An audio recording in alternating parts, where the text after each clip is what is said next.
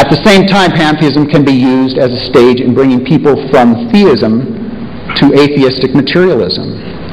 In religion, pantheism is most often expressed as naturalism, the doctrine that religious truth is derived from nature, not from revelation. Thus we saw the blasphemous Ark of Hope wedded to the Earth Charter in some bizarre New Age neo-pagan ceremonies leading up to the recent Earth Summit 2 in Johannesburg in September. The Ark of Hope, as it is called, is a sacrilegious mockery of the biblical Ark of the Covenant constructed by Moses to bear the Ten Commandments. We published an article about that, of course, in the New American, and that has stirred a great deal of interest all around. We are very gratified that our article stirred the interest of Professor Stephen Rockefeller, chairman of the Earth Charter Drafting Committee and chairman of the Rockefeller Brothers Fund. Dr. Rockefeller sent us a letter taking umbrage with our expose. The article, Rockefeller said, quote, contains some misunderstandings, unquote, about the Earth Charter Initiative, which he then purported to correct. Dr. Rockefeller begins his letter with this point, quote, the Earth Charter is the product of a worldwide, cross-cultural, interfaith dialogue on common goals and shared values that has been conducted as a civil society initiative, end quote. Sounds pretty good, doesn't it? To which I respond to the contrary. The global campaign for the Charter is not a grassroots bottom-up effort, but a closely controlled top-down operation masquerading as dialogue. The Charter was cobbled together under the leadership of Dr. Rockefeller, along with lifelong communist Mikhail Gorbachev, representing Green Cross International. It also included Earth Summit 1 General Secretary Maurice Strong, representing the Earth Council, and representatives from the government of the Netherlands. So, who are the eminent persons, as Gorbachev calls them, who have drawn up this Charter's principles to guide the conduct of individuals, organizations, businesses, and governments, and transnational institutions? That's what they claim it's for. Well, Leonardo Boff, the radical Marxist author and proponent of liberation theology. Some of the more familiar names at Green Cross International include Yoko Ono, widow of John Lennon, Robert Redford, Ted Turner. Earth Council luminaries include Jimmy Carter, Robert McNamara, Bishop Desmond Tutu. Not exactly your grassroots representatives.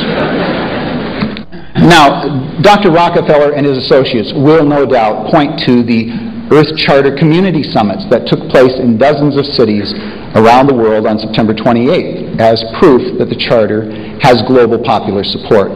The so-called community summits demonstrated that in spite of all of the hype and funding that have been lavished on this effort, popular support is nil.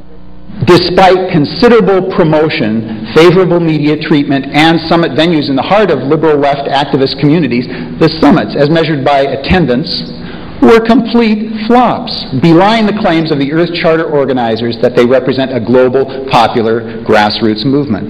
The San Francisco summit that I attended was expected to be the largest gathering of all of them. It fluctuated between only 65 and 150 attendees. In San Francisco, no less. The largest summit attendance appears to have been in Burlington, Vermont, which boasted a high, during its highest point there when Dr. Rockefeller was there, of 350 to 400 in attendance. That was, of course, Dr. Rockefeller's home ground, and obviously Rockefeller money helps, but it was still a flop by any realistic standard. The organizers and the attendees of the summits proved to be the ultra-radical political and environmentalists. In Los Angeles, for example, the program was kicked off by none other than Irving Sarnoff, who is a longtime activist and official for the Communist Party USA.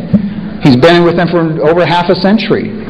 The so-called peace and environmental organizations represented at these summits, like those at the higher levels run by Rockefeller, Gorbachev, etc., are completely synthetic facades.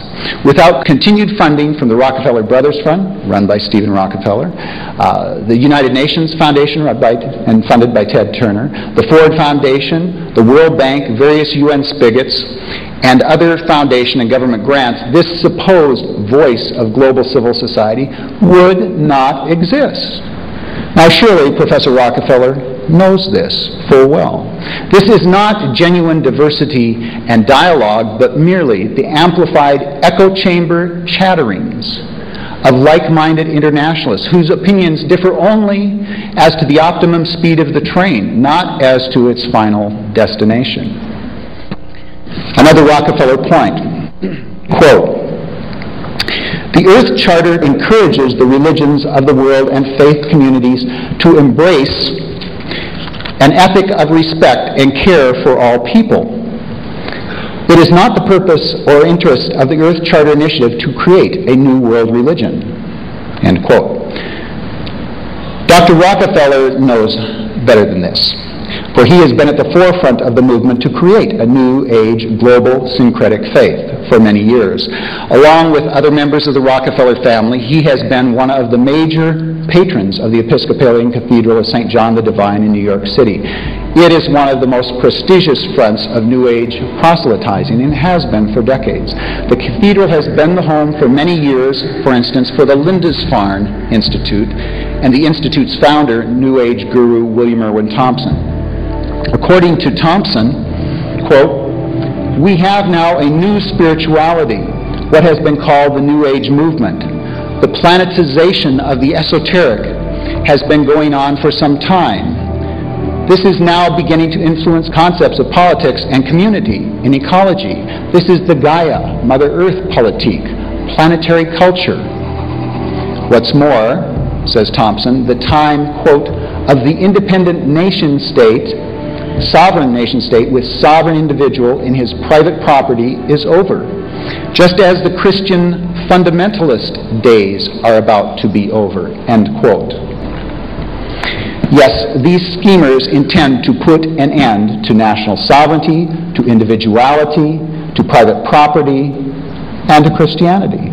Rockefeller's close friend and fellow Earth Charter promoter, Maury Strong, is a longtime officer in this same William Irwin Thompson's Lindisfarne Center and shares his New Age occult Christian beliefs. Let us remind you, Maury Strong has been one of the key people in producing this Earth Charter. Back to Rockefeller. He says, quote, "The Earth Charter teaches respect for nature, including Earth, our planetary home. But there's nothing in the Earth Charter about worship of Earth," end quote. True, the Earth Charter does not explicitly say anything about worshiping the Earth, but in this it follows the pattern of most UN documents, which are notorious for vague verbiage that sounds innocent until it is officially interpreted by internationalist experts. But the Earth Charter advocates and their UN allies have by word and deed shown that neo-pagan Earth worship is precisely what they are promoting. They are proceeding as rapidly and as openly as they dare, hoping not to alarm any large segment of the world's religious communities with their subversive agenda before it has become firmly set in place. Maury Strong opened Earth Summit 1. I was there. I witnessed this. It's on videotape. With the declaration of the Earth Summit. Declaration of the sacred Earth, accompanied by indigenous animist Earth worship ceremonies. This has become standard practice at UN convocations. Mr. Strong also declared there, quote, "We must transform our attitudes and values and adopt a renewed respect for the superior laws of divine nature," end quote, divine nature. This adds new meaning to the Charter's assertion that the protection of Earth, as defined by the UN, is, quote, "our sacred trust." But there's good news in all of this. We are waking the American people with this issue. Many of the other dangers that we point to involving the UN on disarmament, the International Criminal Court, global taxation, etc., these are very real. But they seem very remote, far off. It is difficult for many people to see how these might directly affect them, except perhaps in the distant future. And besides, they're confident that our elected representatives will protect them. But the Earth Charter is here now. It is here in our local communities. The U.S. Conference of Mayors has endorsed it. Schools are adopting it. And this will be accelerating. The Earth Charter threat is immediate, and the targets are intimate. They are personal. The targets are our children, our families, our communities, and our deepest religious convictions. And that is our advantage. People do rise to the occasion, just the instinct for survival when these things are attacked. And once the true agenda of the Earth Charter is understood, it is so blatantly anti-American, anti-family, anti-Christian, and anti-God that this can become the issue to wake the sleeping giant. So let's use it. And with God's help, we'll succeed in this. God bless you.